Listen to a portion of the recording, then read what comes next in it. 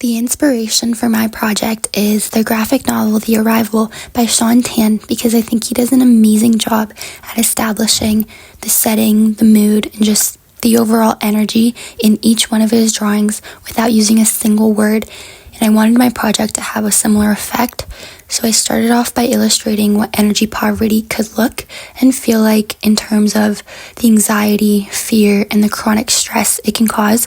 as well as its physical and environmental manifestations. And most of the images in the beginning have a lot of shadows, or the environment is really dark, because living in energy poverty can mean living in darkness when the sun goes down, or living in a home but not having enough money to heat it. And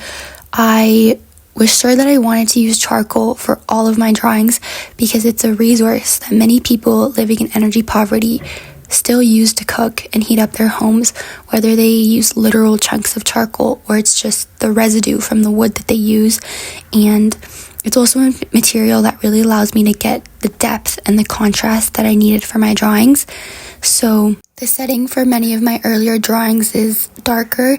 because I wanted to represent the vastness of darkness and its ability to create a sense of isolation. And then after I showed what energy poverty could look and feel like, I wanted to show the so what. Like, what can we do to address this crisis? By highlighting the Canadian energy sector and what it can offer to those living in energy poverty. And since Canada is known for its abundance of natural resources like oil, natural gas, hydroelectricity, wind, and solar energy, I really wanted to put an emphasis on those, and that in order to address the energy poverty crisis and to help improve the lives of millions of people living in it, whether it's in Canada or abroad, it's vital that we share our resources. Then I showed my drawing of a door, which seems really randomly placed, but I wanted that door to represent how the Canadian energy sector can open the door to education, healthcare, clean water, and just overall energy access to Canadians and others living in energy poverty. And it was important for me to show potential examples of how Canada's energy resources can improve the lives of those living in energy poverty, whether that be in Northern Canada or South America or Asia, just anywhere, by giving a reminder that it's thanks to our access to energy that we have the opportunity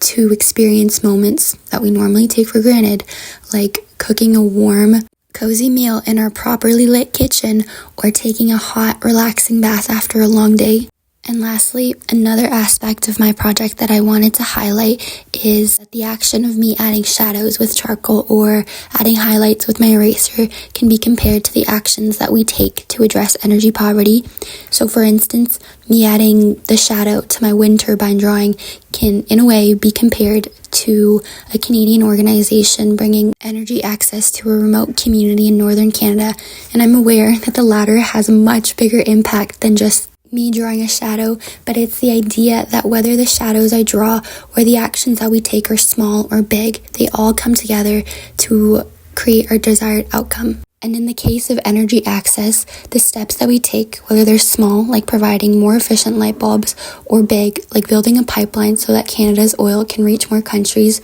all of those actions together will help us achieve our goal of bringing energy access to everyone that we can. And lastly, each one of my drawings has value on its own, but together they're what make up my project and have a much greater impact, just like how every step that we take to address energy poverty is important on its own, but all together, all of those steps have a much greater impact in powering change and ending energy poverty.